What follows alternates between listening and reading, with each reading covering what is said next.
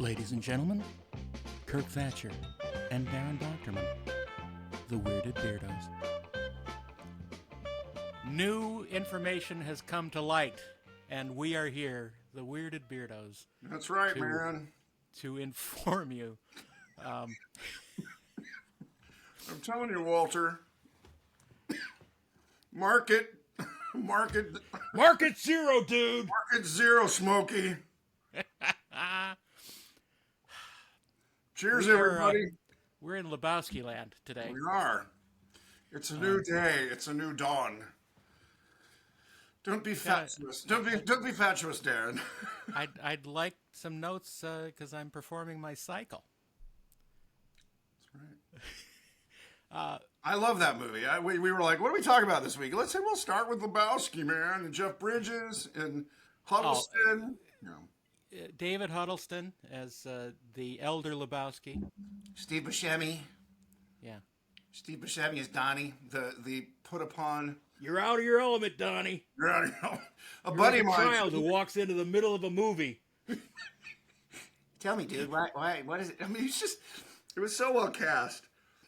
I love that film. I saw that movie and went, it was a Coen Brothers movie, and they'd just done so many.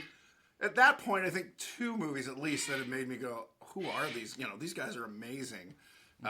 Raising Arizona, which I think we've talked about before. Not here.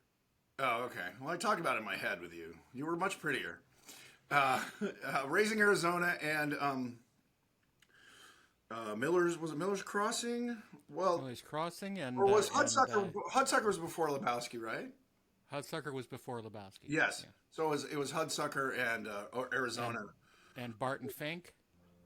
Yeah, Barton Fink was just quirky to me. I didn't love it. And Fargo, but was Fargo after Lebowski? Fargo was...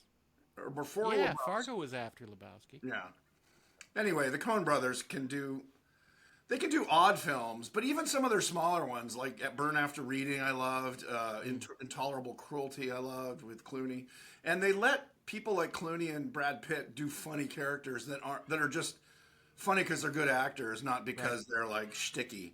And then they have some bombs. I think their Lavender Hill Mob was just okay. I mean, it wasn't a bomb. Yeah. I just didn't think it was great. No. They've done a couple that I was like, huh. Oh, No Country for Old Men. Right. I just thought it was weird. It seemed more David Lynch than Coen Brothers. Absolutely. Absolutely. Yeah. I think there is the Venn diagram of Lynch movies and Coen Brothers movies. There is overlap. Yeah. I mean, David Lynch is another director we could talk about, man. Wild at Heart. Oh, my gosh. I love, there was an interview with Laura Dern that said David Lynch was more interested in filming the fly on the vomit, the dried vomit on the floor, than he was her scene in that hotel room. Well, he was excited about it. Not to put any shade on Laura Dern, but I agree.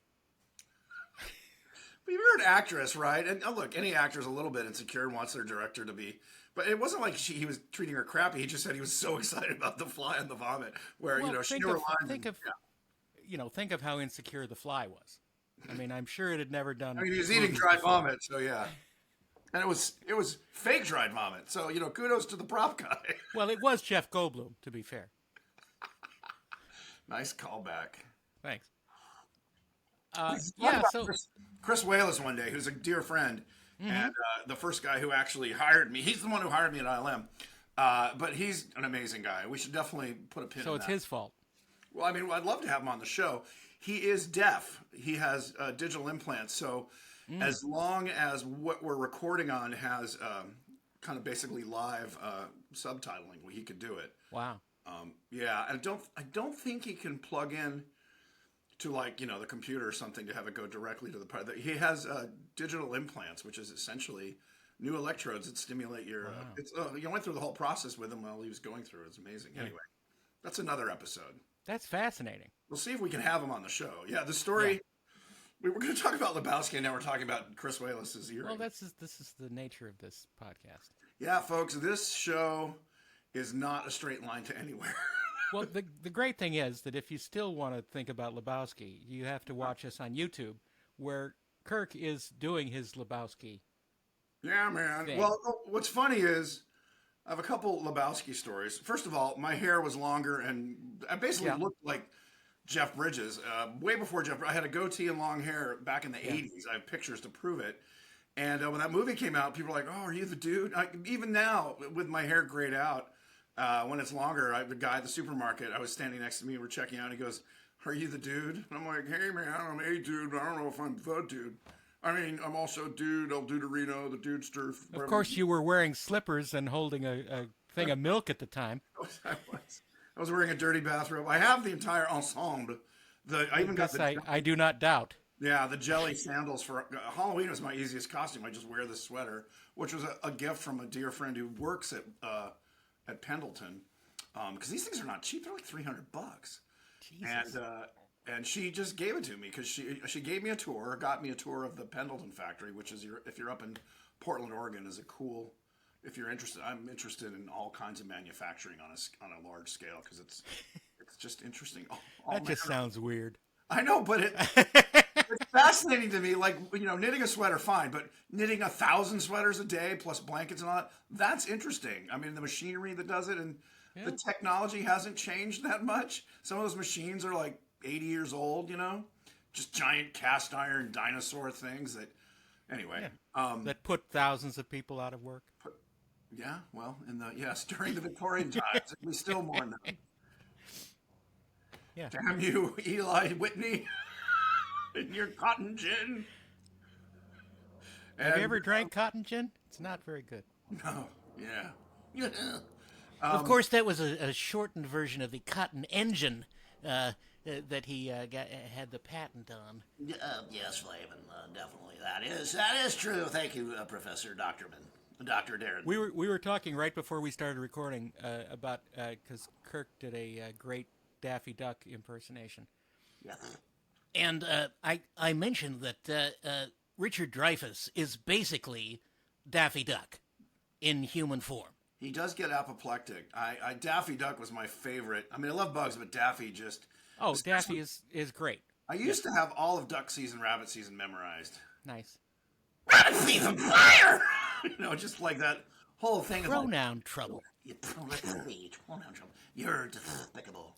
I auditioned when they were recasting back in the 90s after Mel had died, and I think Joe Alasky had passed away. Yeah. With it. And I auditioned, and I got in one of the final rounds, I was told, but I don't know who got it, like Bowser or something. I think it's Bowser. Bowser. There's a callback. Who remembers Bowser? John Bowser Bauman. Bowser, yeah. Yeah. And you look like the sax player who wore a little pork pie hat and had the goat, the Van Dyke, as we learned previously. Thank you. Good. Yes. Well done. He always wore black, and I think he wore like a little pork pie, and he was the sax player. I don't remember Sha I Na watched. Na that There's much. a show. There's a called Sha Na Na. You kids today don't know. Yeah. Anyway, They'll Lebowski's look at you askance. or skank. Jeff Bridges' stories. One of my favorite. Everyone I know who's worked with him just says he's amazing and just super a lovely guy. I've never had the fortune to meet him. A friend of mine, actually his wife, who I just met, she's an actress and she's doing a TV series right now, The Old Man, and she just said he's so lovely. So I have a very funny story about how cool he was. This gal I was dating was with her mother and her brother at a country club somewhere in Pasadena. And Jeff Bridges walked through, going to a table, and it was my and her grandmother, and my friend's grandmother, who was a lovely, like from British kind of, very old school, lived in a big mansion in Pasadena. She said, now my girlfriend was recounting the story. She goes, "Jeffrey," and he said, Jeff Bridges turned around. This is the 80s, maybe early 90s. He turned around. He walked over to the table and said, "Yes, ma'am." And she goes, "I am, so and so. And I want to introduce you to my daughter and my son and my daughter, whatever." And he said Jeff Bridges stood there and talked to the four of them for about 5 minutes. It's lovely to meet you. And when he left, and so my girlfriend was like, "Do you know him?" She goes, "No, but he needed to know us." The fact they didn't go, "What the hell?" just was, yeah. So that shows the character of the man, and everything I've heard about him since then has been nothing but like lovely. So I never got to meet him personally. I worked on a movie that he was in. I worked on the Tron sequel, oh wow, but never got to meet him. But I did get to meet Lloyd Bridges wow. on Honey, I Blew Up the Kid, Wow. which was all shot at Disney. And I got to meet him one day, and he was, well, nice to meet you. You know, he was exactly as you would expect. Sure picked the But wrong I remember sitting in dailies, and take after take of him standing there saying, "Mrs. Zelinsky, your husband's a genius. Mrs. Zelinsky, your husband's a genius." Hilarious. Like, with a different English on it each No, time? exactly the same. Exactly the same. Wow. I have another Jeff Bridges. By this time, my lungs were aching for air. Oh, I know what it was. So I'm adopted, and I didn't know. I met my birth mother and that side of my biological family in my mid to late 30s. Mm-hmm. But I never knew who my father was, and so many people had told me that I looked like Jeff Bridges that I wondered if he had gotten around. So I really look like halfway between Jeff and Bo. Yeah, actually. Yeah, I'm a little heavier like Bo. You're kind of like you're Joe Bridges. I'm Joe Bridges. That's my job. I'm the youngest illegitimate Bridges boy. Turns out it's not true. But I met my biological half-sister last year and found out who my actual biological father was. And he looks like a thinner version of Lloyd Bridges. He's a little younger than Lloyd, but he had the same kind of flat top. It's a picture from him in his 20s. So this was the late, early or mid 50s, I guess. And yeah, he looks like a thinner Lloyd Bridges. So it's that part of the world, really. And That's pretty cool. yeah, it was fun. Yeah, we can talk about adoption and biology and 23andMe and all that at some point. Vulcan bio. But the thing that's weird, the thing about Jeff Bridges that kind of stumps me is, he used to be kind of like, oh, hey, man, and this was Jeff Bridges. And then after True Grit, which I love, they're the Coen Brothers version. That's another Coen Brothers movie I love. He talks like this now, man. He's got this kind of... And that's not an affectation. That's the way he speaks. That's just... Yeah. And I know he had an illness, but I didn't think it was his throat or anything. But he kind of just got... He's much more like this. Maybe that's just how it happens. Because, for years and years, when you're listening to him, he did a ton of voiceovers on commercials. But you can sort of hear him... His mouth operates, or it did, operate very differently. I thought he had a mild stroke or something, because it kind of seems like a little... Maybe. I don't know, but I think... But even before that, even in his younger days, he would sort of be snapping his lips and talking around his teeth in a strange manner. Yeah. And I don't know. He's always been fascinating to listen to. Oh, yeah. I mean, he's just got a great voice. And here's to you, Jeffrey Bridges. I'd pour one out, but I'd ruin the carpet. Yeah, don't pour anything out. You don't want to get milk on your carpet. That, by the way, that drink is awful. What drink? The White Russian. Oh, yeah. Well, Vodka and milk. Yeah. Like, you've got to be starving to think that's a delicious beverage. Which the Russians were for many years. What do we have in the fridge? Vodka and milk. Good. Let's make it a drink. Mix it together. We'll drink to our friend. Probably kept. It probably was a preservation technique that kept the milk from spoiling. Or made the milk spoil quicker. Well, it wouldn't spoil. It would just curdle. Well, that's kind of spoiled. No, not necessarily. Cottage cheese ain't spoiled. It is, actually. By definition, it is. No, buttermilk isn't spoiled. Spoiled means it's spoiled. You can't, it's not good to eat. Ladies and gentlemen, Curd Thatcher. Now you've spoiled this broadcast. Oh, no. Hey, man, new shit has come to light. New information. Well, we can have our audience weigh in. Yeah, spoiled. Is cottage cheese spoiled milk, or is it just aged? See? By your definition, wine is spoiled grape juice. It basically is, but we can still drink it. Not spoiled. It's fermented in a bottle, and obviously, Darren is anti-semantic. oh, see, that's just Oh, bad. oh, ouch. It's too warm to wear this damn sweater. I'm gonna open it up. There we go. I'm gonna show off some of the snow on the plateau. I don't know. There's a California champagne that is heralded for its excellence. It's fermented in the bottle. So it is spoiled, technically, according to spoiled. Young Darren. According to Mr. Doctorman, it's spoiled. It's spoiled. What, he doesn't do anything? Spoiled in the bottle. Creamed remains. That's I'm gonna make. Yeah, I'm still gonna do that. It was a callback to last week's episode. Yeah, which seems like only a little while ago. Yeah, I guess cannibals would call a corpse spoiled. You wouldn't just say it's a rotting corpse. It's spoiled. Oh no, you want to dry age it for about a week in the jungle. That just reminded me of a thing in The Little Rascals. Okay. Don't drink the milk. Why not? It's spoiled. And they go down the table telling each other. And pretty soon Spanky is the last one. And Spanky talks to the old dowager who is holding this feast for the orphans. He says, "Don't drink the milk." And she says, "Why not?" "It's spoiled." This is one of those things that is ingrained in my brain that I cannot remove, even though I'd very much like to. The Little Rascal bit that sticks in my brain is, "And how?" Oh, yeah. That was another Spanky, I believe. And how? Well, they would always say that. That was a popular phrase in the 30s and 40s. But do you know what it meant? What it actually meant? No. There were, in the 20s, there was basically a description of a certain type of girl that was an and how girl.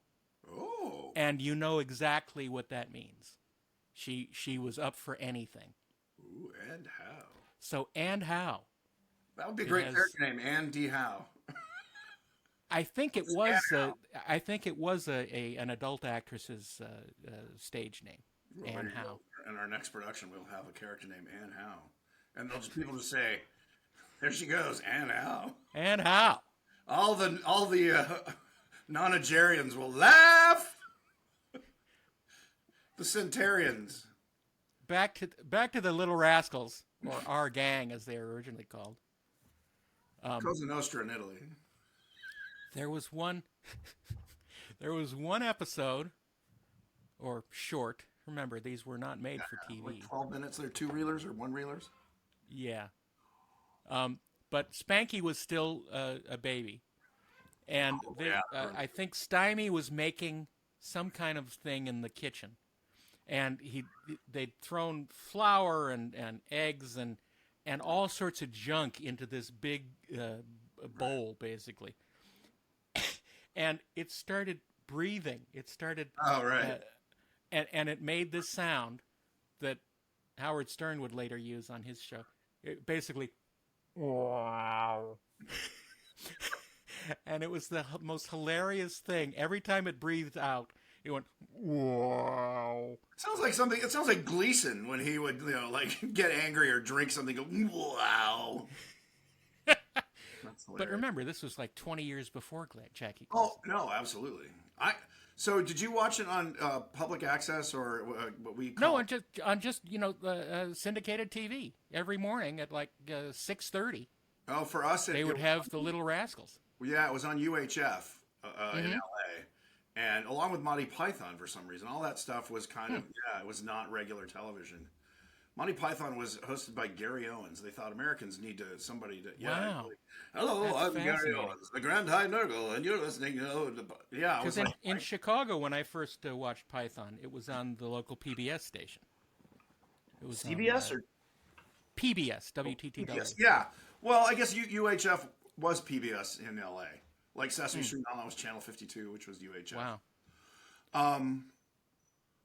Oh, you just said something that triggered a whole cavalcade of Subject matters. Yeah. A cavalcade of subject matters. Tonight's episode. Oh, crap. What was it? You were talking about... Syndicated watching it's TV in it's Chicago, public schools. TV. Yeah, I don't remember. It's ADHD, man. It's a blessing. 6:30 in the morning, watching Little Rascals. No. Oh, gosh. Local television. That's a whole subject matter. Well, back when there was local television. Yeah, there isn't anymore. No, there's not even local. I guess there is, but it's hard to find. Well, everything has been divided into these digital channels. Right, but that you can't get on conventional TVs. Right. Well, you can't get anything on conventional TVs. Isn't it TV. an FCC thing? You have to have some local access TV, and then it's like... I'm not sure, honestly. That makes sense. I know that cable TV companies used to be mandated by the FCC to have a local access available for community members to participate in television. And I think, well, the UHF here, I don't know what, that was where you would find, basically, if you ever seen on Adult Swim, check it out with Steve Brule with John Stewart. I love that show. But that was the kind of stuff in the 70s, 60s and 70s you would see, with the weird, Steve Brule's production value is 10 times that of local access. Yeah, because he actually goes somewhere. But his studio stuff with the wrong camera, he has 2 cameras. Normally there's just one.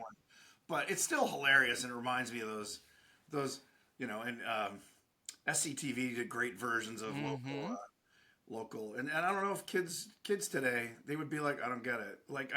It's more like a high school video program now. I guess a lot of high schools actually have I was astounded and shocked, both, to find out that most schools now have a video, like a morning news show where the kids get to do their news for the school and all that. It used to be like a PA thing. Now they're on camera. I used to do that in high school. Yeah. I was the PA. On camera or audio? No cameras, just a microphone. But now I'm told a lot of schools actually have like a closed circuit TV thing. I would think so, because the technology, everyone has a movie studio on their pocket, so to speak. There's a song too. Movie studio in my pocket. Movie studio in my pocket. That's not how I would write that song, but off the top of my head. I have a movie studio in my pocket. Would you like to be the boom operator? That's the whole title of that song. Speaking to the microphone. He's a boom operator. So, I used to sing that because a girl I dated broke up with me to date a boom operator. So I would call her up and just leave on her message machine, he's a boom operator. Yeah, well. Now, folks, I wouldn't touch that with a 10-foot pole. Ladies and gentlemen, the comedy stylings of D. Darren Doctorman. For those of you who don't know, which might be myriad or it might be a few, a boom operator is a guy who holds a 10 to 14 foot fiberglass pole with a microphone on it. The boom. The boom. And if you ever see a microphone drop down in a shot like this, it's their fault. It doesn't look like a microphone. They've got and in the old days before there was video tap or you could see what the camera was seeing, those guys had to feel it. They would talk to the camera operator of the second AC, like what lens, okay, and you'd just see them going, in, out, yeah, okay, out. Yeah. And they would just have to have a physical memory of that. There's a lot of skill. Focus pullers. Man, oh my God. Amazing. These are the people who, when you're on a lens and you're moving in and out, they keep things in focus, which, a lot of like your phones and cameras now have autofocus. Back in the day, it was a guy's job, the first AC, I think. Yeah, first AC was focus puller. To feel that and know, and that's why it's all, if you ever look at cameras and if you ever see behind the scenes. That's what happens when they have a measuring tape. They go from the lens to the actor. And exactly the focal plane of the lens, not just the front of the lens. It's right where everything goes into focus. And then they'll watch, watching those guys work. Again, the first few movies I was on, Jedi, Gremlins, those before video tap was common. Even Trek. Video tap was basically for the director, but it wasn't. You couldn't judge focus by it. It was crap. These guys would just feel it, and it's very subtle. It's not, it's feather light kind of touch, And a lot of that stuff, there still are focus pullers. It's still, because even though cameras are digital or the recording device is digital, it's still a skill. But now, now they're watching the They have a remote, on a high def monitor with a remote, and it's still hard. I mean, I've had multiple takes where I'm like, yes, and that focus puller's like, it's bad for me. I'm like, God damn it. Which is not to say they're not skilled. It's just that's how difficult it is. But really hard. Yeah. I mean, you may think that, You kids may think it's easy to make a film, but hey, you kids these days have no idea how it used to be back in the day when we used film. There was actual film in the camera. Yeah. You had to load it in a bag, in a black velvet bag, and you couldn't even see what you were doing. You had to do it by feel. It's all by touch. Those guys were very popular with the ladies. Especially with them velvet bags. They're putting their hand deep in a velvet bag. And ladies and gentlemen, the velvet bags. Night of the velvet bags. We're talking about that we're sharing again with, all I do is hang out with other people in our stupid industry. Talking about guys who worked their way up through camera and their first time, or even film school, first time loading in a changing bag or unloading, and just the white knuckling of it, because it's tricky as hell, and you don't have, and it can be ruined in a second. Well, that's exactly it. And all the stories were like how much film or how many frames. Usually wouldn't rule. Somebody told a story where they were taking it out, and it started on spool, and it just becomes. So he held it in his hands for an hour and a half drive. They were shooting out in the desert, and he held it in his hands to keep until he got to the dark room, and they could re-spool it because you can't do that blind. That was the worst story I've heard. Besides just screwing up and exposing. Usually, it would only expose a few frames unless you were in that situation where you were out and it was on the cord. It was just going to go. Yeah. And you kids don't know about that. Well, I mean, we sound like old.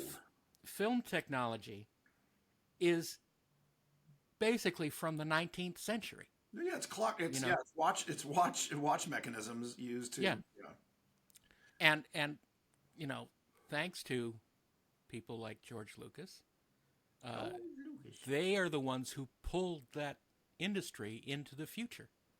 And, well, it is interesting. The innovators end up spending tons of money to change something. I mean, you can talk about electric cars and Elon Musk. I'm not talking about him as a person or even as politics, but he's the one that said, nope, I've got enough money that I don't care if we don't make money. I'm going to do this. And we're going to get charging stations, and we're going to make it so you can go, whatever it is, 200, 300 miles on a charge.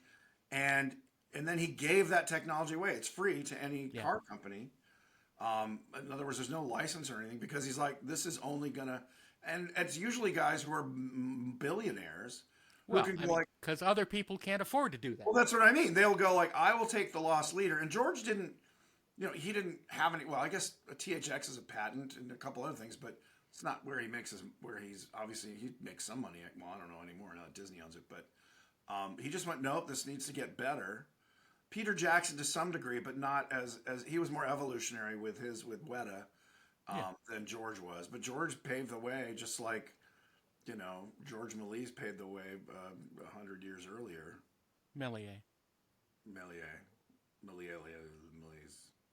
Mr. Méliès? Yes, certain malaise. Méliès is suffering from malaise. Eating. But, remember, George Lucas set a ton of money to develop two devices. Yeah. One called the Edit Droid and the Sound Droid. They were two parallel development, different machines, basically. Yeah. And the Edit Droid was fascinating. I actually was in the first class at USC to learn the Edit Droid. Now, is this when it was still Betamax tapes? No. This is when it was Laserdiscs.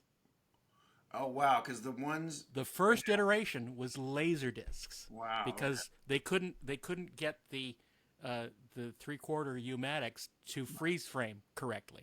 Interesting. So these were all on CAV laser discs, Yeah. which had perfect, perfect Registration. frames. Yeah. Frame. Each ring in the laser disc was a frame. It wasn't a field. Yeah. Yeah. Right. Well, But we edited dailies from Dallas in the class. so they were. Oh, from I got you. I was thinking. Yeah, not from the city, but from the No, show. I was just like, all right, the TV show Dallas. Well, so when we were doing rock videos, Dave Fincher and I had just left ILM, and we had a little rock video company, and dropped a name there. Here, let me pick that up for They you. had an editor, and it was 24 Betamax machines, Right. And I remember it was working. It was like you could just hear them all, and that was like holy cow. But it was like high tech, low tech. Yeah. 24 machines all sunk up so you could access the footage for editing. But again, and then And it worked the same way. It was just a higher concentration of controllers for each of these machines. It was still crazy though. I mean, it was so low tech, high tech, just Betamax, 3/4 inch tape. The professional Betamax, not the kind you would rent or videos of as a kid, or as for your home deck. Yeah.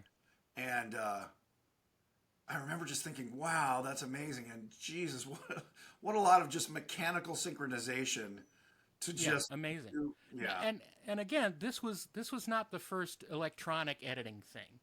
No, This it was the wasn't. first non-linear electronic editing thing, That makes where sense. you could go in and take clips that were previously in your timeline, Right. and take them out and switch them out with something else, and the computer could keep up with that. It wasn't adopted quickly. It was great for short form because the tapes can only hold so much. The commercials and rock videos. The technology just wasn't ready. Yeah. Like 3 years later, or 2 years later, we're doing Star Trek 4. We're just back on a Steenbeck like flatbed.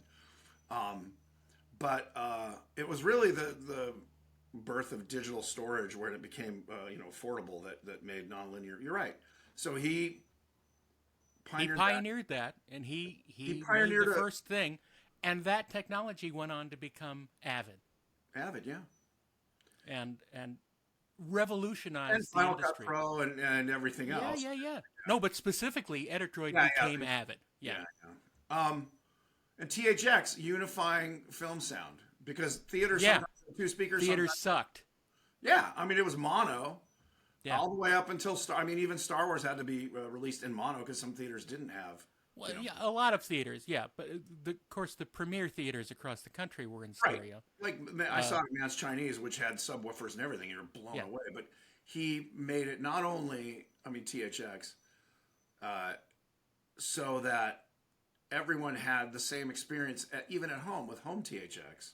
Mm-hmm. And, just dumb things like, okay, everything below 80 hertz is going to the subwoofer and everything. Right. Just the way you divide up sound and 5.1 all came from that. Now I was talking to a guy who's a sound mixer, and I said, what's Atmos? He goes, basic Atmos, I think he said is 9.1. There's 4 in the ceiling. Yeah. So it's 7, or so it's 11.1. 4 in the ceiling and then 7.1 surround, and you can double up subwoofers or whatever. But that's crazy. And well, the interesting thing to me was the ceiling is not even stereo. It's just banked front and back. It's just one channel. Yeah. One channel front and back. Yeah. It's technology in movies certainly have grown tremendously. Yeah. Often in response to. We're the age that went from mono too. Yeah. Totally, because we experienced all of it. Yeah. We experienced the shitty one channel theaters and the multiplex amazing surround-o-vision. Stereo being the coolest thing in home audio, like it's stereo. I still remember like an album my cousin, my aunt and uncle had, where it was like to show off your stereo system, and my cousin put it on. It would be like things would go left and right, and you're like, "Ooh, that's amazing." I was like 8, but still. And now, well, here's the interesting question: we've kind of reached the limit of like 11 speakers in your home, where in a theater it could be 100. I mean, there's no limit to the top ones, or they're just the same they're getting the same audio tracks. But Well, the next evolution is spatialization of sound from one speaker. right, or headphones. Yeah, but this is for multiple people right. experiencing it. I have that. I got a sound bar, a Sony, which is 5.1 sound bar. Well, it's actually, I guess, 5. The 0.1 is a separate subwoofer. Right. And no, you know what? It's actually 3.1 because it did come with 2 satellites for the rears. But I know at Disney, when I was at Imagineering, they were playing around with psychoacoustic sound, where it was just stereo. And they had the demos of like a guy cutting your hair, and you could hear it go from the front. I remember that. Yeah, I remember you were that. like, that's amazing, and it was from 2 speakers. Now to do it from one's even more amazing, but I haven't experienced that. I don't know where it is. I don't know either. I may don't be know, talking man. out of my backside, but Well, whatever turns you on, you do live alone, so you can do whatever you want with your backside. how dare you? So does this mean we're mostly talking out our front sides, or is this show kind of a mix? I would hope it's mostly out of our front sides. It's a mixed velvet bag. Captain Callback to the rescue. Welcome to the Velvet Bag. Be a good name for a bar, actually. Well, there was the Velvet Turtle. You remember those? Yes, there was one very close to my house growing up, and my dad would go on client. That was a place you would go to have client lunches. Oh. The Velvet Turtle. Liquid lunches? I never went. It was on Van Nuys. There were 2 places that were considered, at least as a child, I thought that they were like the ne plus ultra of fine dining. The Velvet Turtle was one. Right. And there was one other place that kind of, I guess red tuck and roll leather. Well, the Smokehouse, which still stands. Well, yeah, and it still It's is. great. I love the Smokehouse. Musso and Frank's is now 103 or 105 years old. Opened in 1919. I remember that because it was the same year my dad was born. Or was it earlier? My first time going to Musso and Frank's was an astounding evening because I got to go with Robert Wise. Oh, wow. And we, it was several of us sitting. And now, was that a hang for his since the 40s or something? Like that was. Well, I mean, obviously he'd been to it Sure. a bunch of times, and everybody knew him there. Well, so he was Norm. He walks in, everybody goes, "Hey, Bobby." Something like that. Wow. But it was just truly amazing because these 2 Hollywood icons clashing together. Wait, you and Robert Wise? Yeah, that's right. Darren, I mean, we're friends, but I think you're overselling yourself. Believe me, I'm never overselling myself. Yeah, I know. But no, it was amazing, and of course, the food was amazing, and well, I love that there's that one waiter who I think just retired last year. yeah, Who'd been there since the 50s? Like he'd literally been, or no, maybe the 70s. But that yeah, place, and he was one of the new kids. Yeah, they call him yeah. But I remember they had a menu. If you guys, so the place we're talking about is the oldest, if not the oldest, one of the oldest continuously operating restaurants in Los Angeles, Musso and Frank's. It's on Hollywood Boulevard. It's one of those places that in its heyday, Hollywood and Cherokee. yeah, think, it's just a couple blocks down from Vine. Yep.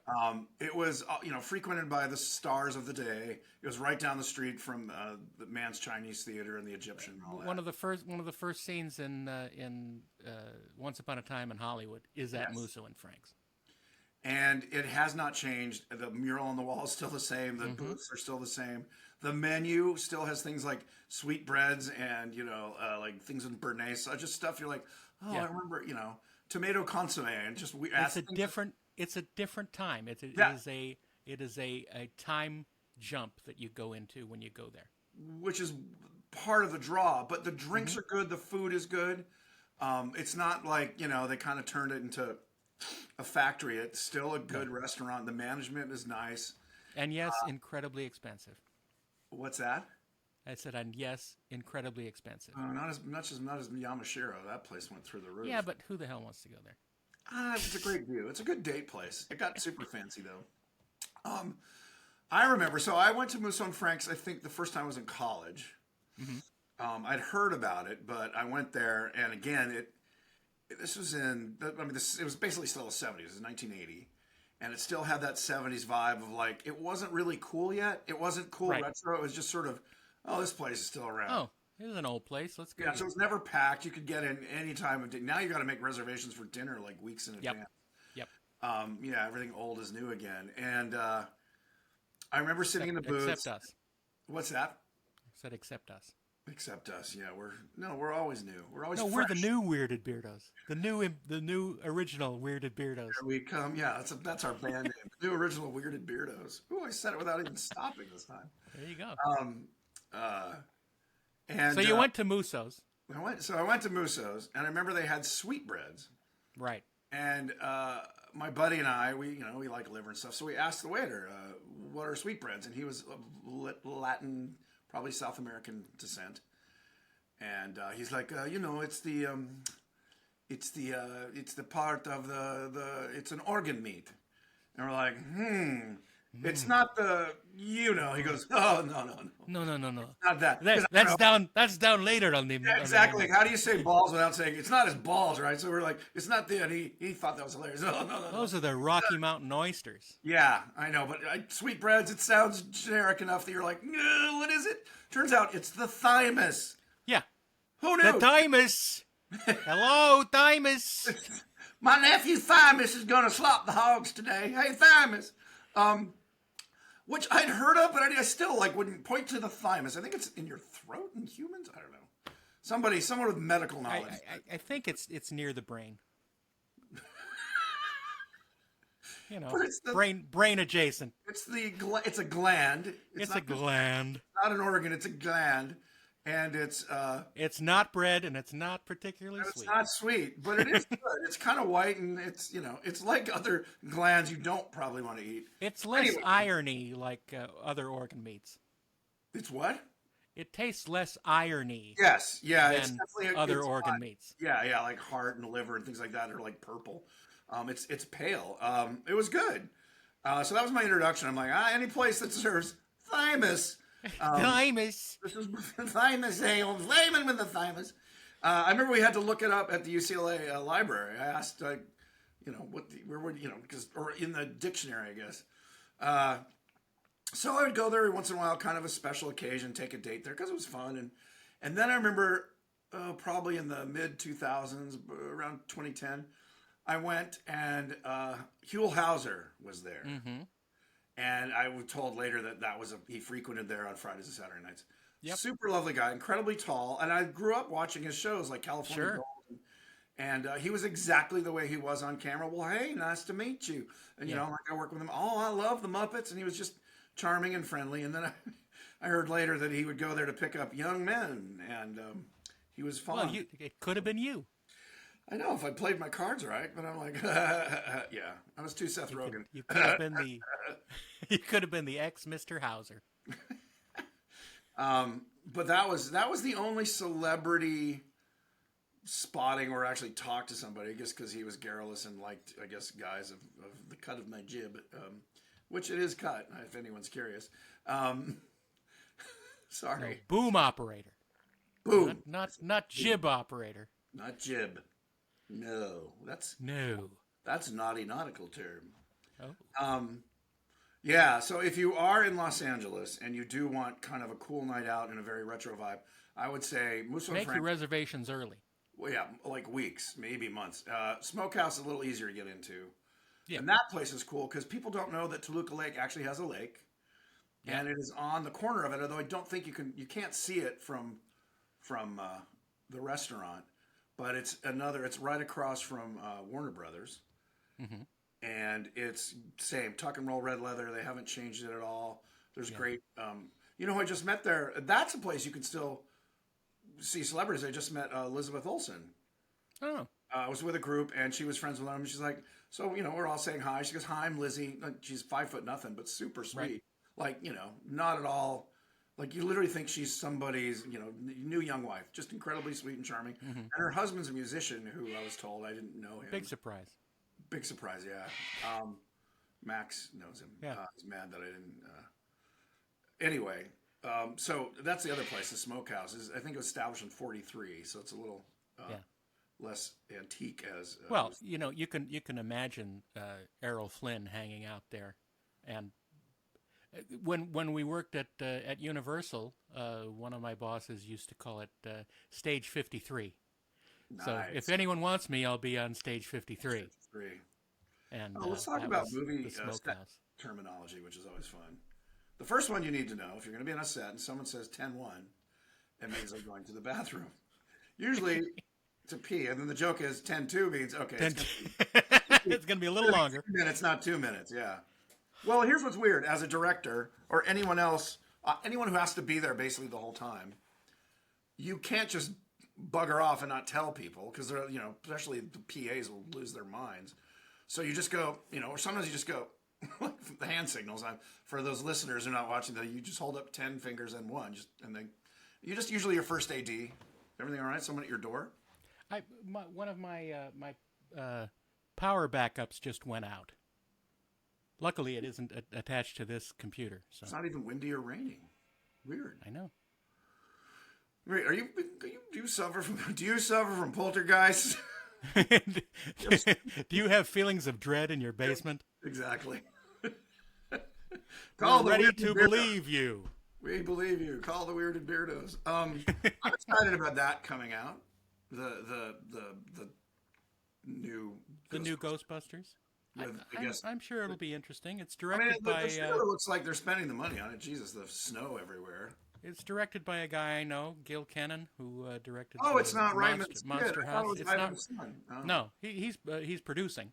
Yeah, Reitman's producing. Nepo baby. Well, there's a lot. If not for them, where would Hollywood be? We'd be working more. Well, maybe. But I liked the last one. I thought they did a nice job with Harold. Yeah, I thought it on most counts it was great. Yeah. And the final scene was wonderful. Yeah, I thought they did a good job with Harold, and I love that they gave Ernie a much bigger kind of role for the new movies. Yeah. He's a lovely guy. I met Ernie Hudson at conventions, and just super charming. No air of leave me alone. I worked with Harold Ramis. I did storyboards for him. I pitched to him once. He was so nice, and he can't. Well, that's a horrible shame. Yes, that was a huge shock for everyone. I pitched to his development person, but he came in the room to say hi, which I thought you didn't have to do. But he came in, he said hi. I said, 5 minutes of I work with the Muppets and Jim Henson and all. And he goes, oh, great, great stuff. You kids have fun. And I pitched to his. And then he said, print is dead, and he left the room. So that was a moment that you're like, oh my God, I met Harold Ramis. I was so excited to maybe, write a script for him or something. Yeah. I was just pitching, which nobody buys original pitches anymore. But that was back in the day that we still had a shot. Pitches leave. I love that line. Was that from? That's from RoboCop. Yes. The Russian body, bitches leave. Somebody copied that in another movie years later. It was in Russia. And they were at some nightclub, and there's a big bodyguard who goes, bitches leave. And I'm like, oh my God, call back. I never say that, though. It's considered rude now, Darren, so don't use that. I don't. What you say is, gals, time to skedaddle. And I said, pitches leave. Oh, sure you did. See, because you said that original pitches weren't welcome anymore. Yes. See, that's the yin and yang, the back and forth. Is that a pun?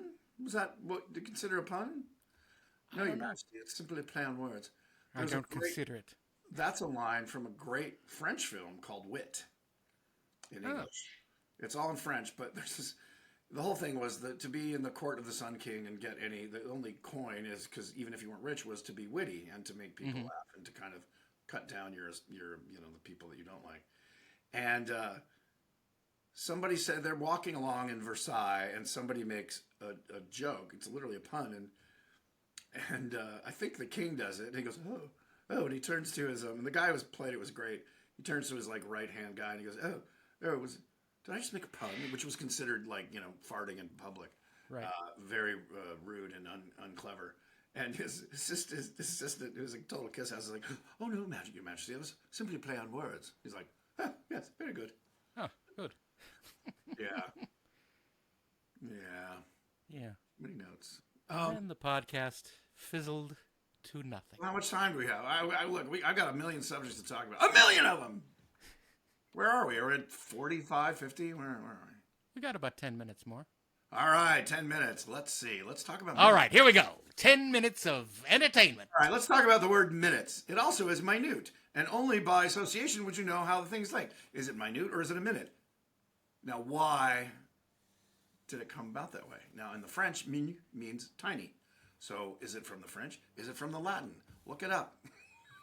Look it up. Let us know. 10 times, and then we're not gonna. Well, Jesus, let's see. We've discussed Lebowski. We started with Lebowski because because of the sweater. Jeff Bridges. I haven't watched his new series, The Old Man. I hear it's good. I mean, if I want to see an old man, I'll just look in the mirror. Or just watch this show. And how? Oh, I know. We need to say that we are going to have. A couple other friends we can have as guests: Bobby Moynihan and right? Leah Thompson. Leah Thompson's a friend. Oh, that's awesome. I would love to talk to her about. Besides Back to the Future and all that, I want to talk about Howard the Duck because that's when I met her, and what a I know what a crazy production it was from the ILM side and the performers doing the Duck. But I want to hear what it was like for her. She's amazing and just the most charming, lovely person you would imagine her to be. I would imagine her to be quite like that, yes. Yeah. Well, we met because she directed me in Picard. She was the episode director on the one when I was in season 2. And she was just so great. And the only reason I have lines in it, because it wasn't originally a scripted part, was because she goes, well, it's weird that you don't say anything. And, I agree. I mean, it was just sitting in the background, but I'm there featured in the moment. Well, it was weird in Star Trek 4 when you didn't say anything. I know. But at least the thing is like, okay, he's listening to music, and it's loud enough that he's not going to talk over it, so he'd flip him off. But this time, I'm sitting there, and they're talking to me. And then because I turn it off, I can't just turn it off and go, it just seemed weird. And so she's like, oh, you say something. Who cares about you're already in SAG, so just say something. So, I got $1,000 instead of $500. But, so I said whatever I said is just an ad lib. I think we did that take once. She's okay, great. I got it. Moving on. But she was just so fun. And she's one of those people I see about every 10, 15 years.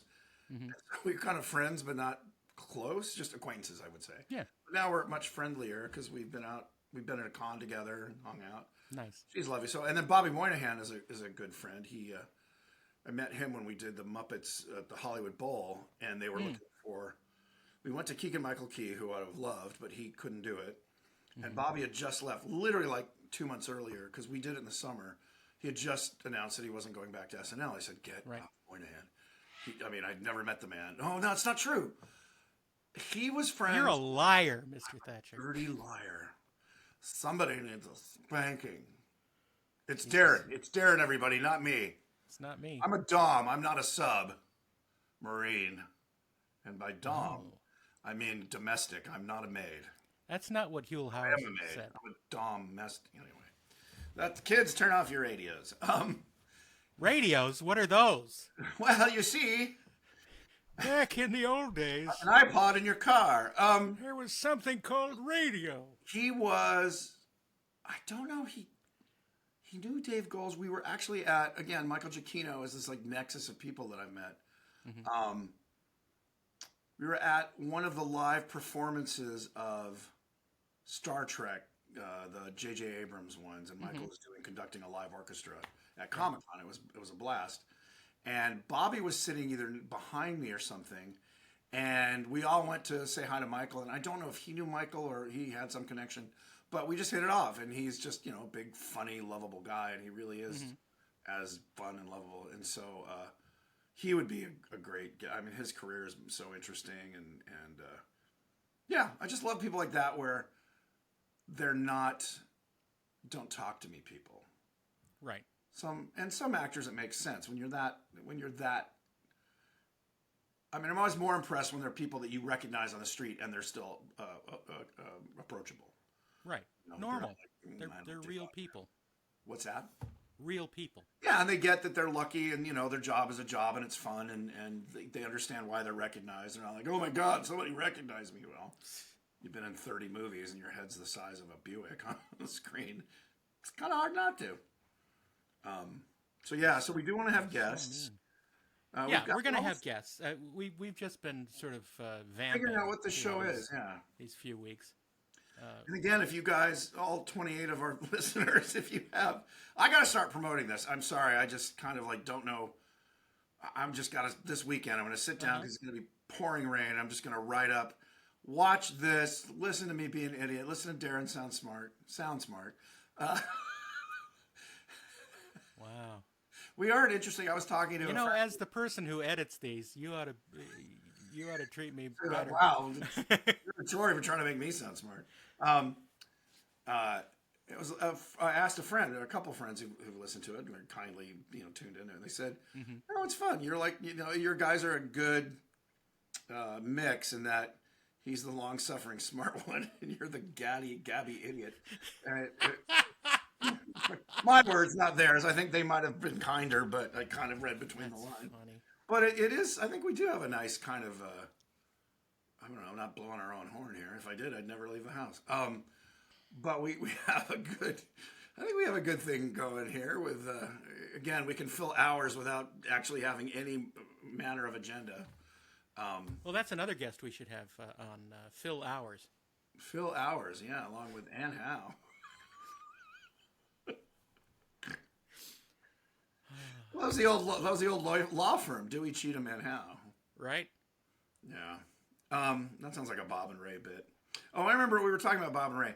I heard them first on Dr. Demento, which was, again, my gateway drug to most comedy, audio comedy. And I thought they were boring. I just was like, wow, the pacing. You're listening to like Cheech and Chong and Python. Yeah. And then that pacing is like... it's definitely a different... especially in their... They had a famous skit called The Slow Talkers of America. Yes, that's right. And I believe it was Bob Elliott who was the guest. And he would... And of course, Ray, who is the interviewer, right, would start completing his sentences. Ah, yes. So Bob would say, "I am the head of the Slow Talkers of America. The Slow Talkers of America. Talkers." Okay. Of America. I have a real story about that. A dear friend who I met hanging out at Starbucks for years, before I bought my own fancy espresso machine, I'd go to local Starbucks. And this is when I wasn't working, I wasn't working because, the gaps you have between gigs. Yeah. I'd go to Starbucks and I met a group of friends who live in my neighborhood. And there was this one gal, Jeannie, who had, we all thought she had cerebral palsy. Actually, when I became to know her, she was in an electric wheelchair. She'd been hit by a car when she was in England as a child because she looked the wrong way. She was crossing the road and just hit that car. Her father was a brain surgeon, but he was too nervous to perform surgery on her to save her life. Wow. So his best friend did in England because they were not from England. They were visiting. Anyway, so she's in a wheelchair and she talked like this. Right, and she was very bubbly and full of energy and just a joy to be around. But you started doing the same thing, right? You started like, she'd be like, "I was coming to," you'd be like, "Starbucks?" No, right? So she was telling a story about how we were talking about chocolate. And we all love chocolate, and she goes, "I had an aunt who liked chocolate, loved chocolate, and what was so I'm vamping for the kill the 10 minutes, but this is how she spoke. Anyway, she goes, "What was amazing was she died with a mouth full of chocolate." That's exactly what I said. And she goes, "No, teeth." We laughed. There was a group of us. We cried laughing. It was so funny. She was laughing. Why was she eating teeth? She wasn't. She had. The point was she Yes, had. I know. yes, We're like, what? I She goes, know, she yes. didn't lose all eating chocolate. She ate chocolate all the time. So it's one of that example in real life, and it just stuck with me as like this very fun moment. And of course, there's the character Flash, the sloth from Zootopia, who did the same gag. In fact, a buddy of mine did his voice. He's an animation guy, Raymond Percy. And he had a puppet built, which is amazing. Whoever built it, I got to get their name, did an exact copy of that character from Zootopia, the Flash the Sloth. And so Ray will perform. It's delightful and funny as hell. And he's a big tiki aficionado. We have to do a whole thing about tiki. So I'll do it from my tiki room with my bird, and we'll do a episode about the joys of tiki. I'm trying to think who we could have on as a guest. Well, maybe we have Ray on. He could talk about animation and tiki, the two things I love. Gosh, this show's going to be so good someday when it's not just the two of us.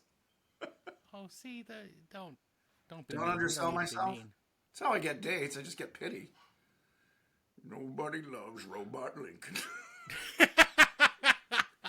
I wrote that line for the Muppets where Bunsen and Beaker were making Robot Lincoln autonomous. And it was the Paul Abdul episode. It was just so dumb. But Robot Lincoln goes haywire and goes on a binge. And we had this scene. And I love writing false emotional moments because I feel most of the ones in movies are so manipulative.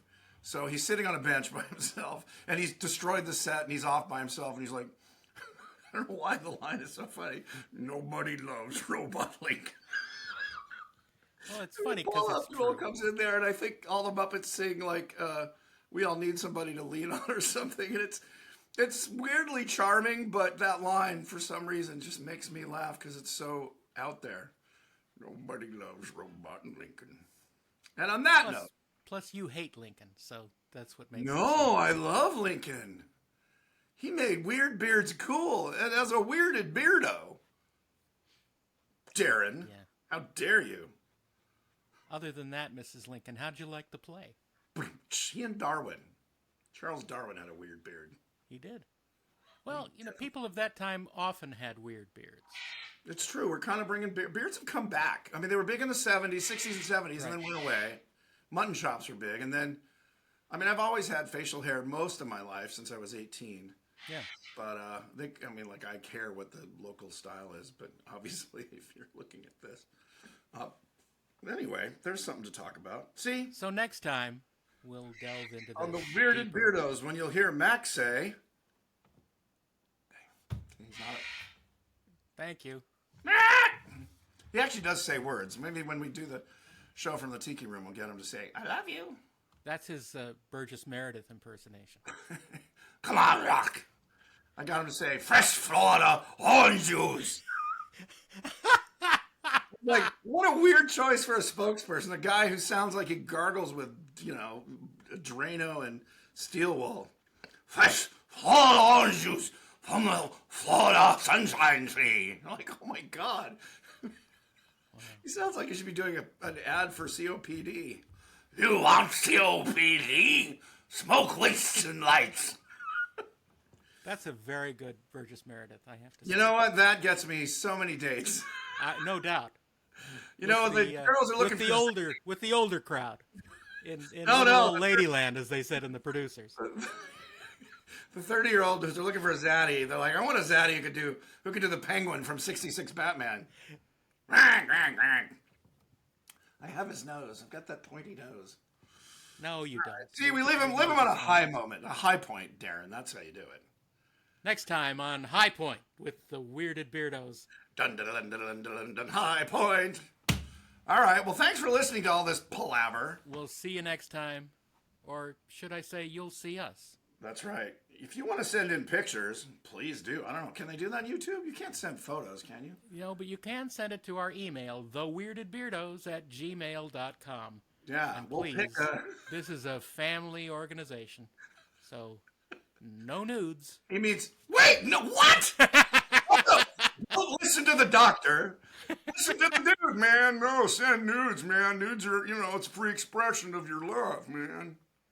Dude, Well, you have to be over 18. Just to clarify. Thank you. You have to be over 18 and under your own free will. We are not. Believe me, all of our audience is definitely over 18. That's for certain. And that's a shame, isn't it? What's the world coming to? They're 18 plus 18. Yeah, Let's even just say it like my that. even my nephews are all over, and nieces are all over 18. I can't. Yeah, that's good though. It's a good thing. Sure. Won't get a knock on the door from the FBI. Well, not for that. I was gonna say not for that reason. Well, Durwood, it's been a delight shooting the breeze and chewing the fat with my old friend Dr. Darrenman. Stay tuned next week when you'll hear Darren say, Thatch Kirker? yeah, we gotta top that. Let's edit that out. Nope. Yeah. Good night. It doesn't have the ring to it. Captain Kirk, Thatch, my nickname for years in college was Thatch. Uh-huh. And Kirkaby. Kirkaby. Yeah. Which is the name of a character in The Apartment. And in South Pacific, in How to Succeed in Business Without Really Trying. Kirkaby, mailroom. Is it? I think it's from that. I did. Because Kirkaby is a in The Apartment, which is very related to How to Succeed in Business. Yeah, true. Well, wasn't he also? He was also a guy in Get Smart. No, that was Larrabee. Oh, Larrabee. Larrabee. Larrabee. There you go. Yeah, in 10 more years, I'll be like, wasn't it Fudgy B? And remember, the head of the personnel department in How to Succeed in Business was Mr. Gatch. Mr. Gatch. You're absolutely right, Mr. Gatch. It's a company rule, Mr. Gatch. Oh, Robert Morse. He went on. Oh, I love this. So he's a deep cut in Mad Men, if you know. Yes. He played the chairman of the board, which when I heard that, I'm like, oh my God, that is beyond cool. And we will pick this up in the next episode. Stay tuned. Beardos.